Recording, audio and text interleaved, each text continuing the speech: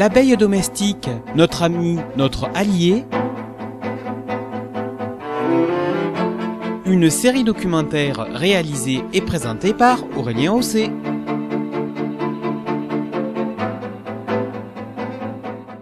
Bonjour, aujourd'hui nous allons parler des pesticides chimiques. Après avoir présenté leur historique d'apparition et leur classification lors de notre précédent rendez-vous, nous allons voir aujourd'hui quelles sont les menaces que ces produits représentent pour les abeilles. Aujourd'hui, ces pesticides chimiques appartiennent notamment à la classe des organophosphorés, comme par exemple le diméthoate, retiré du marché français en 2016, les phénylpyrazolés, représentés notamment par la molécule matière active fipronil, et les néonicotinoïdes, qui sont des insecticides systémiques neurotoxiques et qui englobent des molécules telles que l'imidaclopride, la clocyanidine ou le thiaméthoxam. Les molécules que nous venons de présenter sont hautement toxiques pour les insectes. Elles agissent sur le système nerveux central au point de les paralyser jusqu'à les tuer. Par voie de conséquence, ces molécules affectent aussi les abeilles, même si elles n'en sont pas la cible.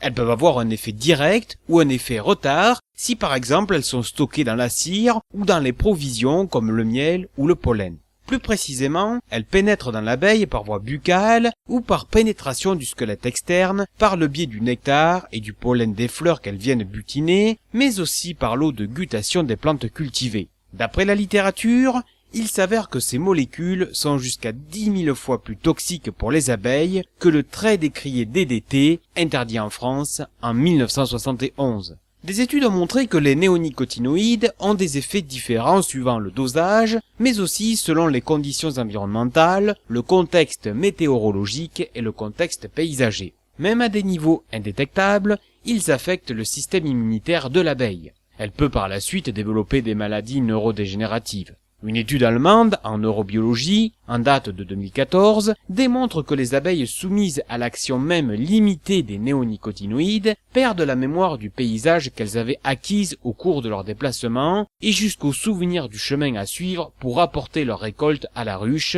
elles sont désorientées.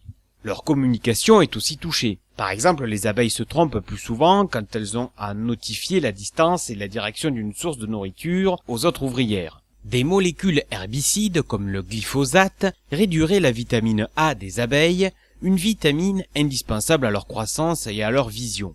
Concernant le chlorpyrifos, un pesticide organophosphoré déjà interdit dans quelques pays du monde, il faut savoir qu'il serait responsable d'une perte de mémoire significative chez l'abeille adulte, mémoire qui intervient dans le ciblage des fleurs dont elles extraient préférentiellement le nectar. Enfin, il s'avère que les insecticides occasionnent des dommages cellulaires et tissulaires pouvant perturber leur odorat, leur sens du toucher et leur sensibilité aux phéromones. Enfin, d'après des travaux en cours, les pesticides auraient des effets néfastes sur le développement des glandes hypopharyngiennes nécessaires à la sécrétion de gelée royale et sur la qualité du sperme et du liquide séminal des faux bourdons. Une étude allemande publiée au printemps 2016 fait état des impacts des néonicotinoïdes sur la teneur de la gelée royale en acétylcholine, un neurotransmetteur particulièrement important chez les insectes. Les ouvrières nourricières produisent une gelée royale avec des niveaux réduits en acétylcholine quand elles sont exposées à la clocyanidine et au thialoclopride à des doses retrouvées en plein champ.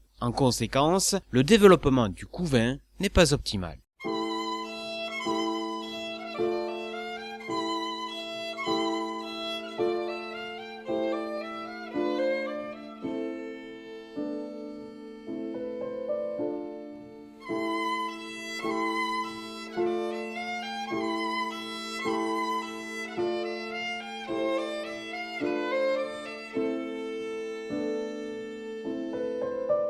Les pesticides ont des effets néfastes sur la qualité du sperme et du liquide séminal des faux bourdons.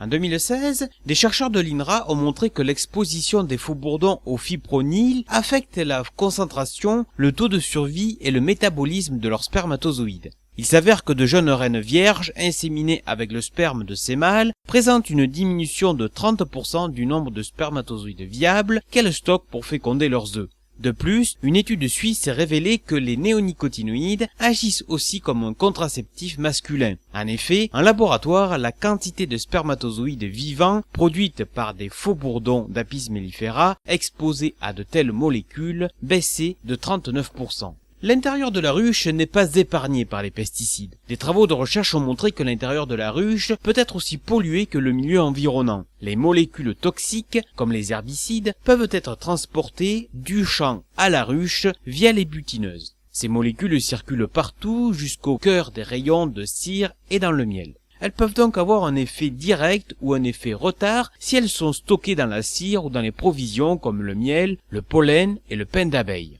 En 2016, aux États-Unis, une étude a démontré que 5 à 20 pesticides différents ont été retrouvés dans les pains d'abeilles pendant les périodes de pollinisation et que des traces de glyphosate étaient présentes dans le miel. Les substances ramenées dans le pollen par les butineuses peuvent aussi empoisonner les larves. Les résultats d'une étude publiée en 2014 montrent que les pesticides courants, comme le fluvalinate ou le chlorpyrifos, individuellement ou combinés, impactent de manière significative la survie des larves d'abeilles. La reine est également concernée par les effets des pesticides et en particulier par l'imidaclopride. Par exemple, en 2016, les chercheurs de l'INRA ont observé une réponse de protection contre l'action de l'imidaclopride et notamment contre le stress oxydant dû à l'interaction du parasite Nosema ceranae et la molécule à travers l'augmentation de l'activité d'enzymes spécifiques dans la tête et l'intestin. Cependant, ces mécanismes de protection ne seraient pas suffisants pour éviter la mortalité prématurée des rennes.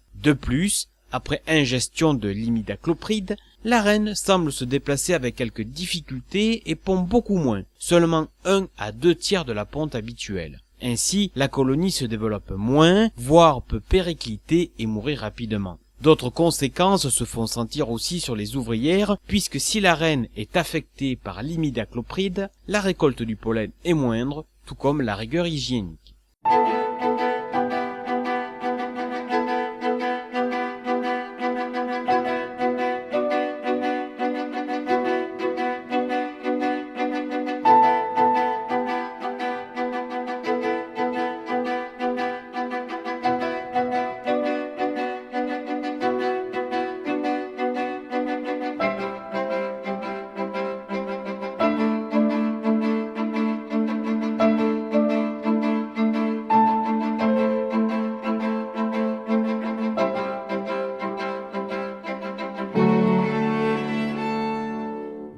Les néonicotinoïdes contaminent aussi la végétation non traitée aux abords des champs. En effet, un insecticide peut provenir de plantes non butinées par l'abeille, comme le maïs, mais les poussières peuvent polluer les pissenlits et les trèfles environnants, et qui sont des plantes qui intéressent beaucoup les abeilles. Ces molécules persistent dans l'environnement, et ceci notamment par le fait de leur forte affinité avec l'eau. Ainsi, ils persistent aussi dans les sols, durant des mois, voire des années, et ils sont véhiculés dans l'air par les poussières, et peuvent se retrouver dans les cours d'eau. Ils mettent à mal la faune des sols, mais également celle des cours d'eau. Des travaux sont actuellement en cours pour comprendre les transferts d'insecticides à des fleurs de plantes non traitées à partir de plantes dont les semences avaient été traitées. Il s'agit d'un processus en cascade. Des effets retards ont également été mis en évidence par les scientifiques. Les effets des pesticides sont des effets à long terme. En effet, 6 à 12 mois après l'épandage, il reste toujours des traces du traitement en pesticides auxquelles seront rajoutées entre-temps de nouvelles doses d'herbicides, fongicides ou insecticides utilisés en cours d'une année sur une culture tout au long de sa croissance. Et donc par exemple, il y a donc des produits autorisés, utilisés correctement, mais qui produisent des mélanges qui ont des effets que personne ne maîtrise. Par exemple, une étude française publiée en 2015 révélait qu'en 2013 comme en 2014, l'imidaclopride, matière active du gaucho, était présente dans le nectar régurgité par les abeilles alors que ce produit était suspendu en Europe depuis décembre 2013. L'imidaclopride peut être absorbé par des cultures non traitées à des niveaux encore toxiques pour les abeilles. Enfin, d'après une étude publiée en 2015 et réalisée dans les conditions réelles, et contrairement à ce qu'annoncent les semenciers, la mortalité des abeilles vivant à proximité des champs traités augmente notablement. Cela dit, les colonies semblent s'adapter afin de compenser le manque de butineuses en produisant des butineuses plus jeunes et des ouvrières plus nombreuses.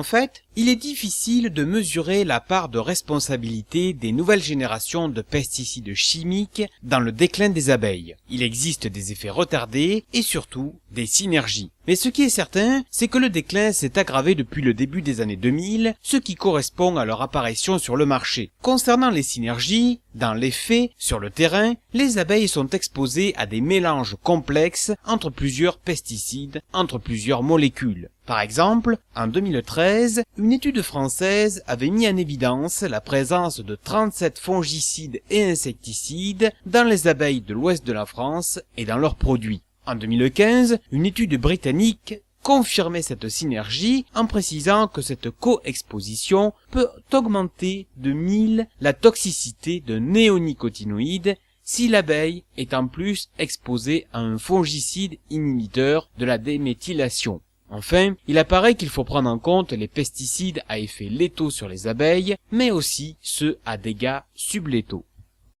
Ainsi se termine ce numéro sur la toxicité des pesticides chimiques sur les abeilles, qu'elles soient ouvrières, reines ou mâles.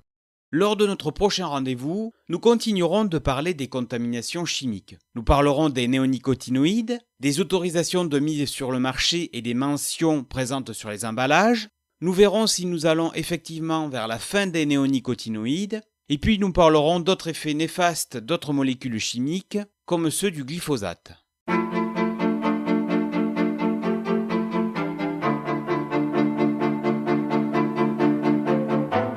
C'était l'abeille domestique, notre ami, notre allié. Une série documentaire réalisée et présentée par Aurélien Hosset.